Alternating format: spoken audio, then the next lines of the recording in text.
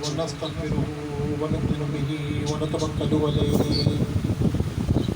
ونعوذ بالله من شرور أنفسنا ومن سيئات أعمالنا من يهده الله فلا مضل له ومن يضلل فلا هادي له ونشهد أن لا إله إلا الله وحده لا شريك له ونشهد أن سيدنا ومولانا محمدا عبده ورسوله صلى الله عليه وسلم قال الله تبارك وتعالى في القرآن المجيد أعوذ بالله من الشيطان الرجيم بسم الله الرحمن الرحيم يا أيها الذين آمنوا اتقوا الله وابتغوا إليه الوسيلة صدق الله العظيم وصدق رسوله النبي الكريم إن الله وملائكته يصلون على النبي يا أيها الذين آمنوا صلوا عليه وسلموا تسليما والصلاة والسلام عليك يا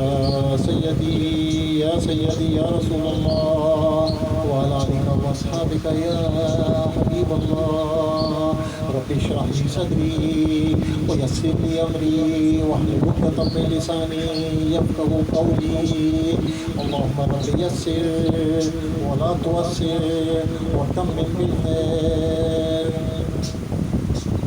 تمام تعریفیں اللہ رب العزت کی تھی جو کل جہانوں کا پالنے والا ہے، اور بے شمار درود و سلام میرے اور آپ کے آقا و مولا حضور نبی کریم رؤوف الرحیم کی ذات گرامی پر کہ جنہیں اللہ رب العزت نے رحمت للعالمین بنا کر مبعوث فرمایا.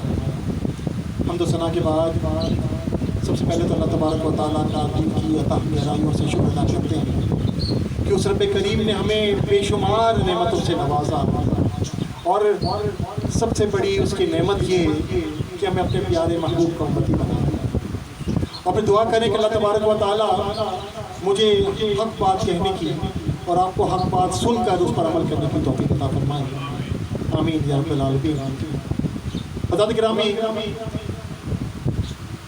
یہ جس مہینے میں ہم بیٹھے ہوئے ہیں اور اس سے گزشتہ مہینہ جو گزرا ماہ ربیع الاول اور ماہ ربیع الثانی، ان دونوں مہینوں میں محفلوں کی بہتات ہوتی ہے، بے شمار محفلیں بے شمار مقامات پر منعقد ہوتی ہیں، کیونکہ ایک مہینہ آقا علیہ السلام کی نسبت کے حوالے سے اور ایک مہینہ حضرت حضور غوث پاک رضی اللہ عنہ کی نسبت سے، اور یہ ہمارا جو تعلق ہے نسبتوں کا، تو ہمارا یہ ماننا ہے کہ ہمیں بہت کچھ ملتا ہے تو ان نسبتوں کی وجہ سے. یہ ہمارا بڑا ایک پکا ایک ایمان ہے، اور یہی سے وہ لفظ نکلتا ہے وسیلہ.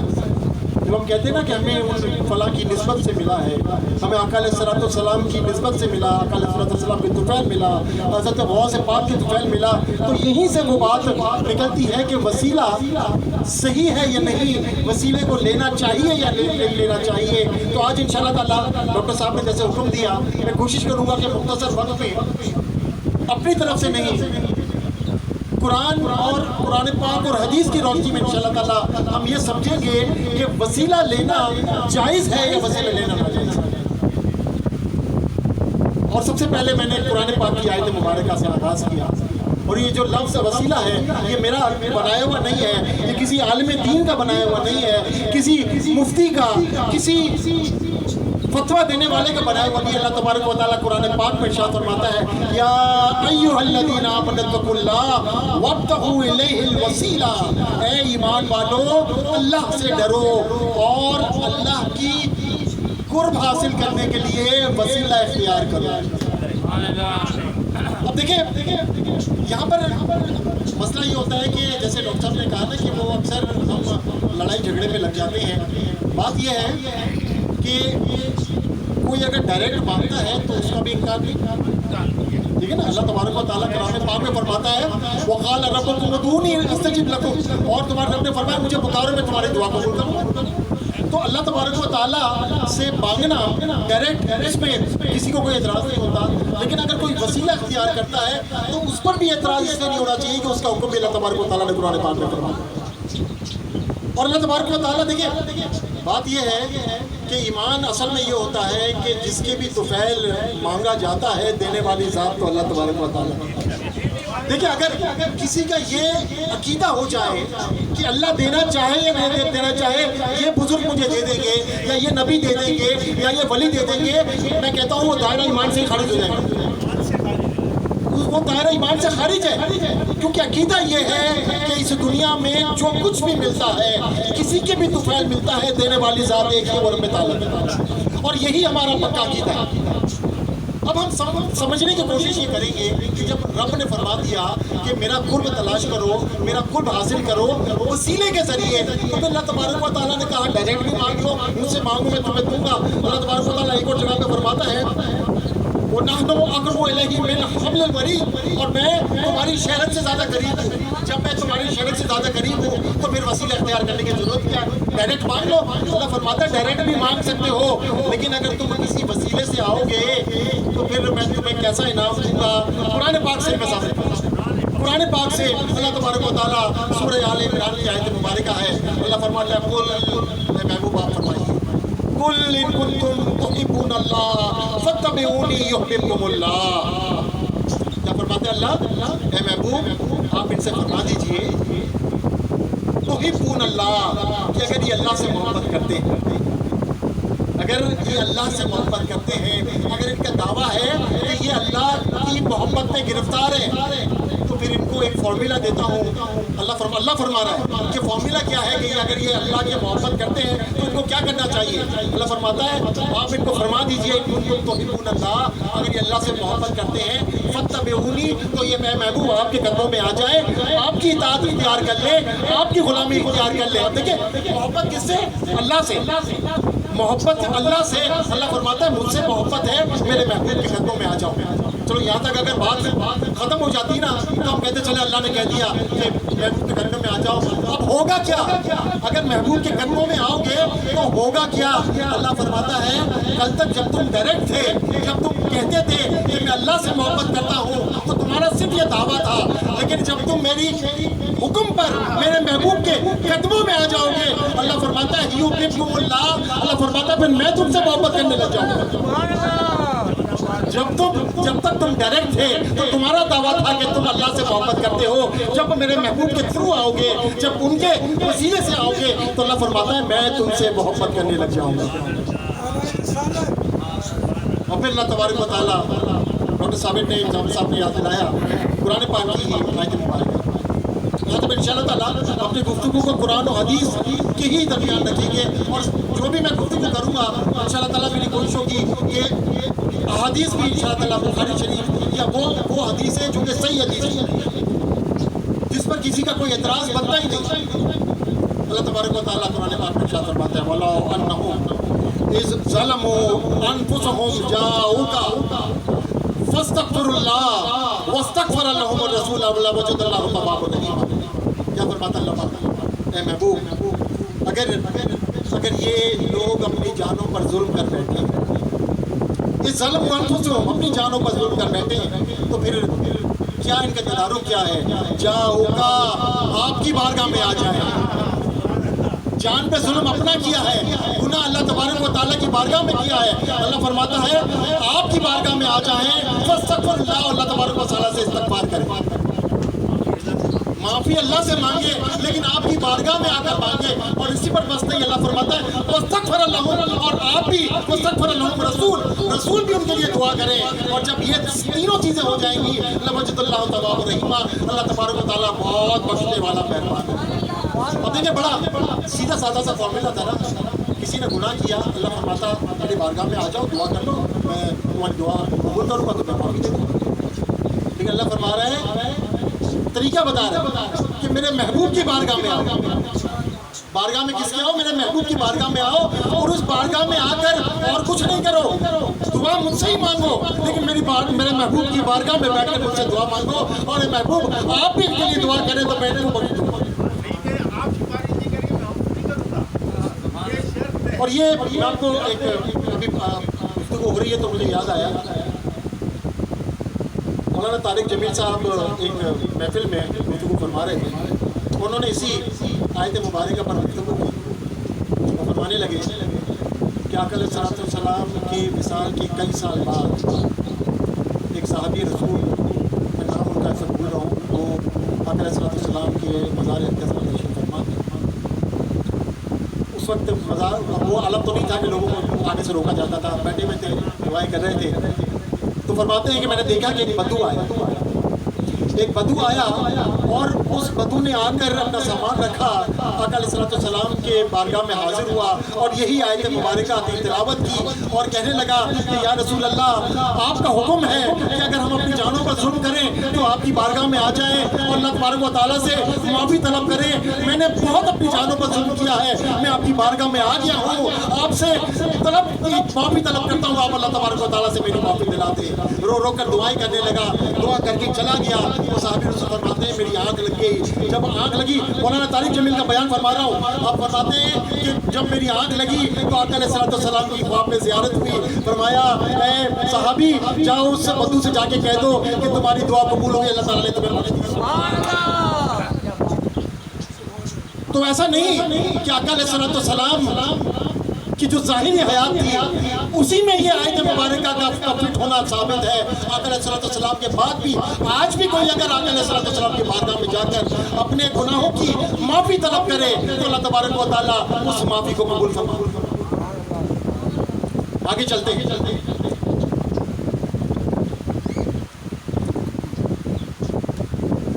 कुरान पाक की आयत मुबारका सूरह आल इमरान और सूरह आल इमरान में अल्लाह तबारक व तआला ने हज़रत ईसा अलैहिस्सलाम का जिक्र फरमाया है और वहीं पर हज़रत ईसा अलैहिस्सलाम की वालदा हज़रत मरियम अलैहिस्सलाम का भी जिक्र फरमाया है। और हज़रत मरियम अलैहिस्सलाम आप ना नबी हैं ना रसूल हैं, आप वली हैं, ठीक है ना।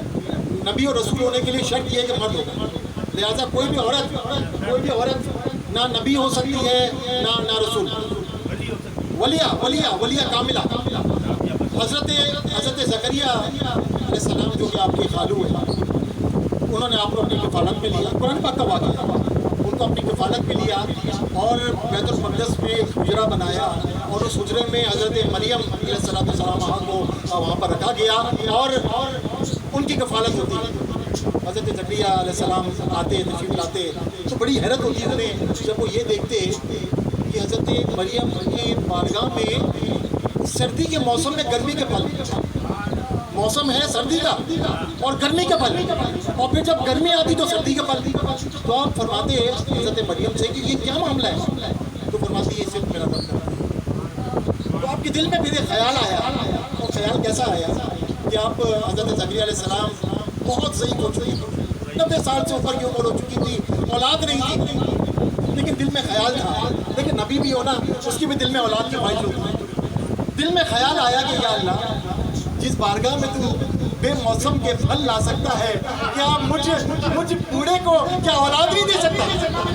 अब देखिए दुआ उन्होंने बैतुल मक़दस में कई बार मांगी और यकीनन मांगी होगी, लेकिन अब जिस बारगाह में जिस मुकाम पर आ गए जहाँ पर एक वलिया मौजूद है, वलिया जिस जगह इबादत कर रही है, वहाँ पर पहुँच कर अल्लाह तबारक व तआला की बारगाह में पहुँचे। अल्लाह तबारक व तआला ने ये दुआ जो है ये कुरान पाक में सूरह आल इमरान में बयान फरमाई। अल्लाह फरमाता हुनालिका दआ ज़करिया रब्बहू, ज़करिया ने वहीं पर उसी मकाम पर अपने रब से दुआ की, काला रब्बि हबली मिन लदुनका ज़ुर्रियतन तय्यबा, मुझे एक नेक औलाद अता फरमा। और अभी दुआ कर निकले थे, अपने हुजरे में गए थे, नमाज पढ़ रहे थे, अल्लाह फरमाता है इन्नल्लाह युबश्शिरुका याह्या, अल्लाह तबारक व तआला ने याह्या अलैहिस्सलाम की बिशारत अता फरमाई। जिस मुकाम पर अल्लाह वाले इबादत करें उस मुकाम पर अल्लाह तबारक व तआला दुआओं को कबूल करता है। ये मैं नहीं कह रहा, ये कुरान पाक इरशाद फरमा रहा है कि जिस मुकाम पर बुजुर्ग अल्लाह वाले अगर बैठे हों, मगर शर्त ये है कि वो अल्लाह वाले हो, शर्त ये है कि वो जो डब्बे पीर ना हो, शर्त ये है कि वो 2 नंबर पीर ना हो। अल्लाह वाले वो हो जिनको देख के तुम्हें अल्लाह याद आ जाए। अल्लाह वाले वो हैं जो शरीयत की पासदारी करते हैं। अल्लाह वाले वो हैं जो शरीयत से एक रत्ती भर का भी जो है ना, एक सूद का भी जो है वो इनराफ नहीं करते। वो जब भी करेंगे शरीयत की पासदारी करेंगे। उन अल्लाह वालों की जो मुकाम है, जो उनका जगह है इबादत की, अल्लाह तबारक व तआला वहाँ भी इबादत दुआओं को कबूल करता है। और जब वो विसाल कर जाते हैं और जिस जगह वो तदफीन होते हैं, मदफून होते हैं, अल्लाह वहाँ पर भी दुआओं को कबूल करता है। और आगे चलते हैं सूरह यूसुफ मारूफ सूरत, बहुत मशहूर सूरत। यानी ये सूरह यूसुफ का किस्सा ऐसा है जिसको अल्लाह फरमाता है अहसनुल क़सस, सबसे खूबसूरत किस्सा। इससे खूबसूरत किस्सा कुरान पाक में कहीं जिसको अल्लाह फरमाता है अहसन, अल्लाह फरमाए अहसनुल क़सस है, सबसे खूबसूरत किस्सा। अब उस किस्से की हम थोड़ी सी बात करते हैं। हज़रत यूसुफ अलैहिस्सलाम, तवील किस्सा में पूरी उसमें नहीं पढ़ूंगा। हज़रत यूसुफ अलैहिस्सलाम जब मिस्र के बादशाह बन जाते हैं, उनके तमाम भाई जिन्होंने उन पर एक ज़माने में धोखा दिया था, जुल्म किया था, वो तमाम के तमाम अब ताइब हो गए, वो पहचान भी गए। एक तरफ उनके वालिद साहब हैं जो कई किलोमीटर दूर अपने बेटे की याद में रो रो कर उनकी आंखें चली गई। हज़रत यूसुफ अलैहिस्सलाम के वालिद हज़रत याकूब अलैहिस्सलाम रो रो कर उनकी आंखें चली गई, नाबीना हो गए। जब आपने अपने भाइयों को माफ़ फरमा दिया तो आपने क्या कहा? आपने कहा कि जाओ मेरे वालिद के पास, और अब चाह क्या रहे थे कि मेरे वालिद की आंखें आ जाए, मेरे वालिद को लेकर आओ, लेकिन इस हालत में आओ कि वो मुझे देखें। जब मुझे देखेंगे तो खुश होंगे ना, तो उसको खुशी के लिए उनकी आंखों का होना ज़रूरी है। अब देखिए, एक तरीका तो ये था कि वो हर बात दुआ करते कि या अल्लाह मेरे वालिद की आंखें अता फरमा दे। अच्छा, हज़रत याकूब अलैहिस्सलाम खुद भी नबी, वो दुआ करते हैं कि अल्लाह मेरी आंखें मुझे दे दे।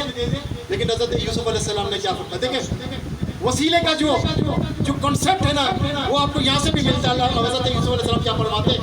इस हबूब खमीसी हादा फलकूहु अला वजही अबी याती बसीरन, ये मेरा कुर्ता ले, जो अपने भाइयों को कहते हैं, ये जो मेरा कुर्ता है, जो मेरे जिस्म पे लगा हुआ होता था, जो हज़रत इब्राहीम अलैहिस्सलाम का कुर्ता है, ये ले जाओ और इसे मेरे वालिद के मुंह पर डाल दो, उनकी आंखें आ जाएंगी। देखिए, वसीला किस चीज़ का?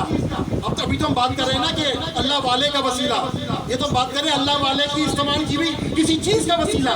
जो कुर्ता उन्होंने इस्तेमाल किया, अपने भाइयों को दे रहे हैं कि दुआ तो मैं करता रहूँगा, लेकिन ये जो कुर्ता है, ये कुर्ता ले जाओ, ये कुर्ता ले जाकर मेरे वालिद की आंख पर डाल देना, उनकी आंखें आ जाएंगी। और आगे अल्लाह तबारक व तआला फरमाता है फलम्मा अन जाल बशीरो, और जब वो खुशखबरी देने वाला वो शख्स जो ये कुर्ता लेकर आया था, वो जब पहुँचा अलकाहु अला वजही फरतद्दा बसीरन, उसने आंखों पर वो कपड़ा डाला, वो जो कमीज थी वो डाली। अल्लाह तबारक व तआला फरमाता है हमने उनकी आंखें अता फरमाई।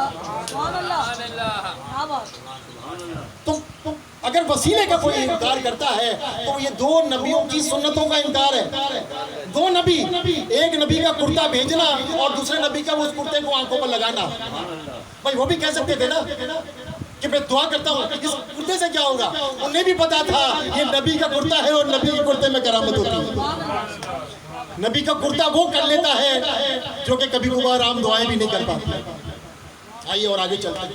कुरान पाक का हमने काफ़ी जायज़ा लिया। अब जरा हदीस पाक पर है, और हदीस पाक में मैं इस वक्त जो हदीस आपकी खिदमत में पेश करूँगा, ये हदीस पाक को हज़रत इमाम इब्ने माजा ने, तिरमिज़ी, इमाम तिरमिज़ी ने, इमाम हाकिम ने मुस्तदरक में, इमाम तिबरानी ने, इमाम इब्ने तैमिया ने, इमाम नववी ने, तमाम ने अपनी कुतुब में इस्तेमाल किया और फरमाया हादा हदीसुन सही, ये सही हदीस है। और हदीस पाक मैं लिटरली बता रहा हूँ, आपका दिल खुश हो जाएगा इस हदीस को। और ये वसीले का तरीका आका अलैहिस्सलातु वस्सलाम हमें खुद बता रहे हैं। वसीला जायज़ होना तो एक दूसरी चीज़ है, आका अलैहिस्सलातु वस्सलाम खुद फरमा रहे हैं कि वसीला किस तरह करते हैं।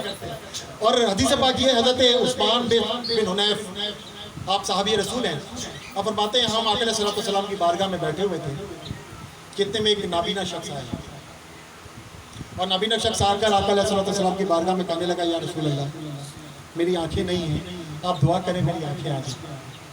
क्या फरमाया? मेरी आंखें नहीं हैं, आप दुआ करें मेरी आंखें आ जाए। आका अलैहिस्सलातु वस्सलाम ने फरमाया तुम चाहो तो मैं दुआ कर देता हूँ, और अगर तुम सब्र करो तो तुम्हारे लिए बहुत बेहतर है। तुम चाहो तो मैं दुआ कर देता हूँ, और अगर तुम सब्र करो तो तुम्हारे लिए बहुत बेहतर है। वो साहब वो कहने लगे नहीं, मैं सब्र नहीं कर सकता, मैं सब्र नहीं कर सकता। अच्छा, यहाँ पर आपको थोड़ी देर के लिए इस हदीस को रोककर एक और हदीस की तरफ ले जाता हूँ। एक और औरत बारगाह रिसालत में हाजिर हुई थी। उस औरत को मिर्गी के दौरे पड़ते थे। वो आई आका अलैहिस्सलाम की बारगाह में, कहने लगी या रसूल अल्लाह मेरे लिए दुआ करें। مجھے مرگی کے دورے پڑتے ہیں اور جب دورے پڑتے ہیں تو میں گر جاتی ہوں اور جب گرتی ہوں تو میرا ستر کھل جاتا ہے اور مجھ سے یہ برداشت نہیں ہوتا. آپ دعا کریں یہ مرگی کا دورہ ختم ہو جاتا. آقا علیہ الصلوۃ والسلام نے اس عورت سے بھی یہی فرمایا کہ تم چاہو تو میں دعا کر دیتا ہوں اور اگر تم صبر کرو تو میں تمہیں جنت کا وعدہ دیتا ہوں. تم صبر کرو تو میں تمہیں جنت کا وعدہ دیتا ہوں. وہ عورت کہنے لگی یا رسول اللہ آپ کے جنت کا وعدہ مجھے قبول ہے لیکن ایک دعا کر دیں کہ بھلے مرگی آئے لیکن جب میں گروں تو میرا سطر نہ کھلے. جب میں گروں تو میرا سطر نہ کھلے. آقا علیہ الصلوۃ والسلام نے اس کے لیے دعا فرمائی اور اس دعا کی برکت سے جب اس پر مرگی کا دورہ پڑتا اور وہ گرتی تو اللہ تبارک و تعالیٰ نے ایک فرشتہ مقرر کر دیا تھا جو اس کے ستر کی حفاظت فرماتا. اب دیکھیں میں یہ دوسری حدیث آپ کے پاس کیوں لے کر آیا کہ وہ جو اندھے صحابی تھے ان کو نابینا صحابی تھے ان کو بھی اللہ نے فرمایا کہ اگر صبر کرو تو تمہارے لیے بہتر ہے. اس عورت سے بھی فرمایا. اچھا عورت نے صبر کر لیا وہ صحابی صبر نہ کر رہا. انہوں نے کہا نہیں میں صبر نہیں کرتا. اس کی وجہ کیا ہے؟ پھر مرشد حضرت صاحبزادہ غلام صدیق احمد رحمۃ اللہ علیہ اس حدیث پاک کو جب بیان فرماتے ہیں آپ بڑا خوبصورت بات فرماتے اور میرا دل چاہ رہا تھا کہ میں یہ بات ضرور آپ سے کہوں. آپ فرماتے جب وہ نابینا صحابی کو اللہ تبارک و تعالیٰ کے نبی نے فرمایا کہ چاہو تو میں تمہارے لیے دعا کرتا ہوں اور صبر کرو تو تمہارے لیے جنت ہے, تو فرمانے کہ یا رسول اللہ جنت تو آپ کی طفیل مل جائے گی, مجھے آنکھیں عطا فرما.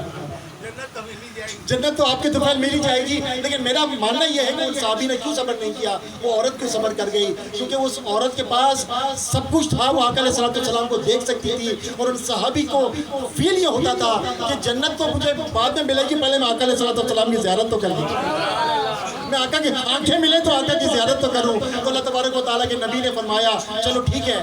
اب آپ نے طریقہ بتایا, اب طریقہ سمجھے. اب طریقہ آقا علیہ الصلوۃ والسلام نے کیا فرمایا؟ اب فرمایا کہ وضو کرو اچھی طرح سے, 2 رکعت نفل ادا کرو اور پھر یہ دعا کرو. اور جو دعا اللہ تبارک و تعالیٰ کے نبی نے جو بتائی, اگر اس کے بعد بھی کوئی وسیلے کا انکار کر دے تو میں سمجھتا ہوں پھر اس کی سمجھ پر مجھے جو ہے نا وہ پریشانی ہونی شروع ہو جائے گی. اللہ آقا فرماتے ہیں تم دعا کرو اللہم انی اسألک بحق نبیک, اے اللہ میں تیری بارگاہ میں تیرے نبی کے وسیلے سے مانگتا ہوں یا اللہ تاکہ میری حاجت قبول ہو جائے. حضرت عثمان بن حنیف فرماتے ہیں وہ جو نابینا صحابی تھے وہ گئے, اب فرماتے ہیں حدیث میں آگے بیان ہوتا ہے, اب فرماتے ہیں کہ ہم ابھی وہیں پر بیٹھے ہوئے تھے, ابھی ہماری نشست ختم نہیں ہوئی تھی, ہم نے دیکھا کہ وہ جو صحابی تھے وہ گئے تو نابینا تھے, تھوڑی دیر میں واپس آئے تو بینا تھے, آنکھوں کی روشنی لے کر واپس آئے. اللہ تبارک و تعالیٰ کے نبی نے بتا دیا کہ اگر میرے وسیلے سے مانگو گے تو اللہ تبارک و تعالیٰ تمہیں فوراً عطا فرماتا. ایک اور حدیث پاک. اور دیکھیں یہاں پر ہم بات کر رہے ہیں کہ آقا علیہ الصلوۃ والسلام نے اپنی حیات ظاہری میں یہ عمل فرمایا, لیکن روایات اور قرآن پاک اور احادیث کی صورت میں نظر آتا ہے کہ آقا علیہ الصلوۃ والسلام تو اپنی پیدائش سے پہلے بھی وسیلہ تھے. کیسے وسیلہ تھے؟ پیدائش سے پہلے بھی وسیلہ تھے.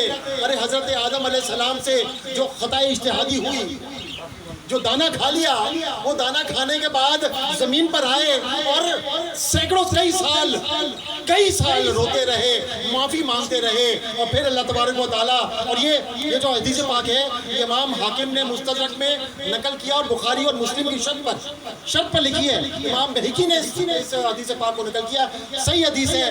حضرت آدم علیہ السلام نے جب دعا کی کہ یا اللہ میں اس نبی محمد کے وسیلے سے تیری بارگاہ میں توبہ فرماتا ہوں, اللہ تبارک و تعالیٰ فوراً متوجہ ہوا. اللہ فرماتا ہے میں نے تیری وہ خطا تو معاف کی, لیکن یہ بتا کہ تجھے پتہ کیسے چلا میرے نبی محمد کا؟ تو حضرت آدم فرمانے لگے اے اللہ جب تو نے مجھے تخلیق کیا تھا, جب مجھ میں روح پھوکی تھی, جب میں پیدا ہوا تھا تو میری نگاہ عرش کی طرف گئی تو میں نے دیکھا کہ تیرے نام کے ساتھ محمد کا نام لکھا ہوا ہے. اللہ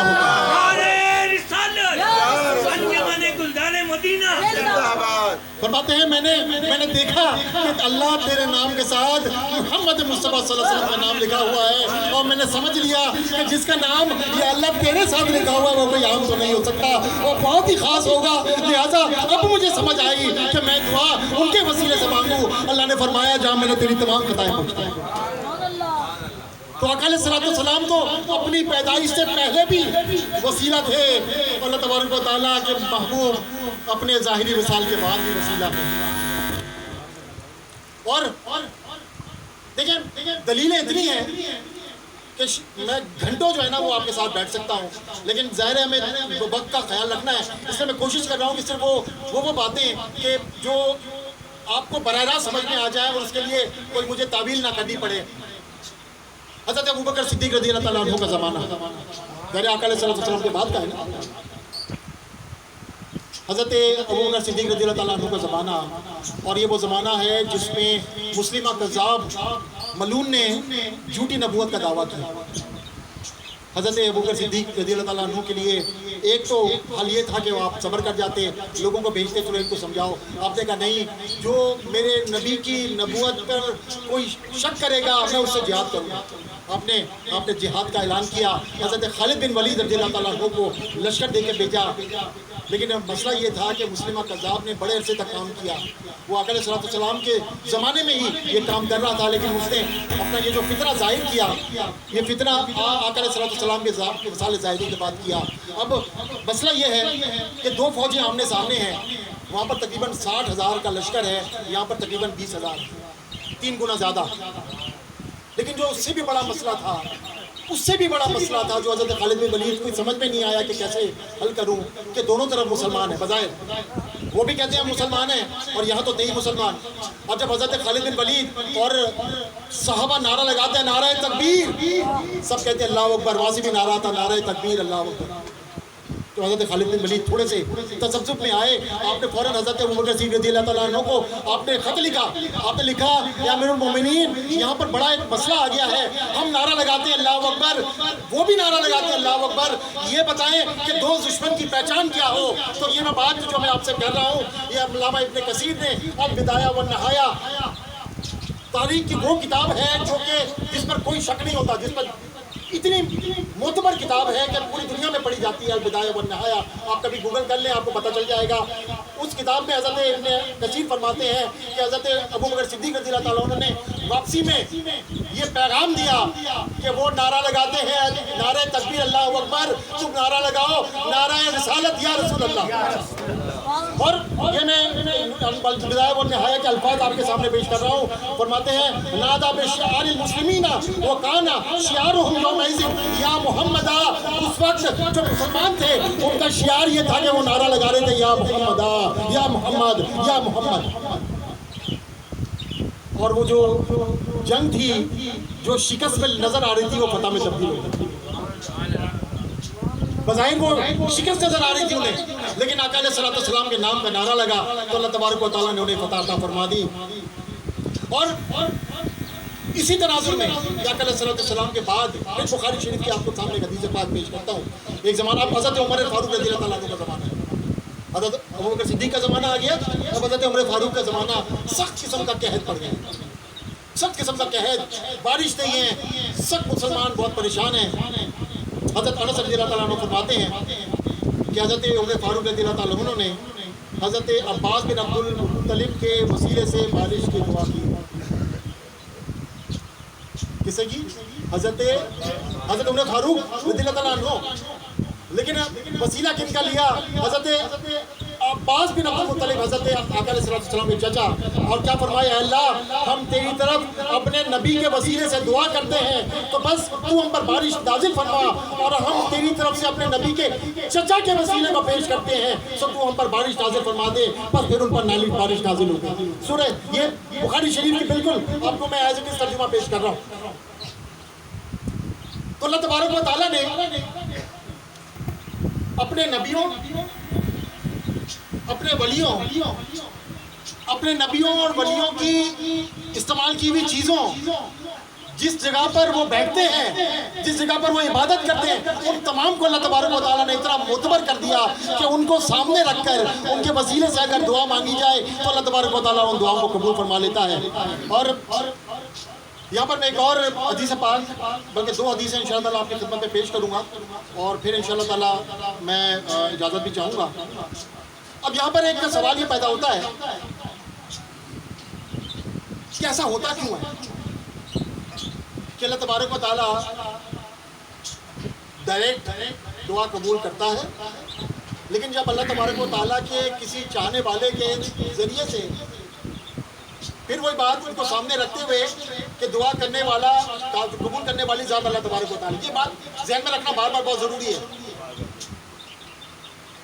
تو یہ ہوتا کیوں ہے کہ اللہ تبارک و تعالیٰ ان ولیوں کی یا ان نبیوں کی دعاؤں کو قبول فرما دیتا ہے؟ تو یہ میں بخاری شریف کی ایک حدیث پاک آپ کی خدمت میں پیش کروں گا، اور یہ حدیث میں مختلف موضوعات کے حوالے سے بھی پیش کرتا ہوں۔ پرسوں ہی میرے بیٹے کے ساتھ تھوڑی سی میری گفتگو ہو رہی تھی، تو میں اسے بتا رہا تھا کہ نوافل کی ادائیگی کتنی عام ہے۔ اکثر ہمارے لوگ جو ہے نا وہ فرض ادا کرتے ہیں، آپ نے دیکھا ہوگا فرض پڑھتے ہیں بھاگ جاتے ہیں، یا فرض پڑھے سنت پڑھے بھاگ گئے، ٹھیک ہے نا۔ فرض پڑھنا ٹھیک ہے، ضروری ہے، لیکن اللہ تبارک و تعالیٰ نوافل کے بدلے کیا انعامات عطا کرتا ہے۔ اگر وہ سمجھ میں آ جائے اس حدیث پاک کو، تو میں سمجھتا ہوں پھر آپ کو جو ہے نا وہ نوافل سے دور رہنے کی کوئی حاجت ہی نہیں رہے گی۔ حدیث پاک میں اللہ تبارک و تعالیٰ فرماتا ہے کہ میں اپنے ولیوں سے محبت کرتا ہوں، اور جس نے میرے ولی سے دشمنی کی اس سے میرا اعلان جنگ ہے۔ دیکھیں اللہ تبارک و تعالیٰ نے پوری قرآن اور حدیث میں دو مقامات ایسے ہیں جہاں پر اللہ نے جنگ کا اعلان کیا۔ میں ان سے جنگ کرتا ہوں۔ قرآن پاک میں ایک مقام ہے کہ جو سود نہیں چھوڑتے، اللہ فرماتا ہے پھر وہ اللہ اور اس کے رسول سے جنگ کے لیے تیار ہوتے ہیں اگر سود نہیں چھوڑتے۔ اور دوسرا مقام یہ ہے کہ جو اللہ کے ولی سے دشمنی کرتا ہے، اللہ فرماتا ہے میری اس کے اعلان جنگ۔ اور پھر اللہ کیا فرماتے ہیں؟ دیکھیے اب میں اس طرف آ رہا ہوں جہاں پر آپ کو اگر یہ بات سمجھ میں آ گئی، اور یہ انشاءاللہ ہمارے بچوں کو بھی سمجھ میں آ گئی، تو یہ بڑی زبردست ڈائریکشن بن جائے گی۔ اللہ فرماتا ہے، امام بخاری نے روایت کیا، اور یہ حدیث قدسی ہے کہ اللہ تعالیٰ فرماتا ہے۔ حدیث قدسی کون سی ہوتی ہے؟ جس میں آقا علیہ السلام فرمائیں کہ اللہ فرماتا ہے، اللہ کیا فرماتا ہے؟ یہ حدیث قدسی جس میں آقا علیہ السلام یہ فرمائیں، کوئی صحابی روایت کریں کہ میرے آقا فرماتے ہیں کہ اللہ فرماتا ہے، یہ حدیث قدسی ہے۔ حدیث قدسی آقا فرماتے ہیں، اللہ فرماتا ہے جب بندہ فرائض ادا کر کے نوافل ہمیشہ پڑھتا ہے، جب بندہ فرائض ادا کر کے نوافل ہمیشہ پڑھتا ہے، اللہ اس کو اپنا محبوب بنا لیتا ہے، اللہ اس کو اپنا محبوب بنا لیتا ہے۔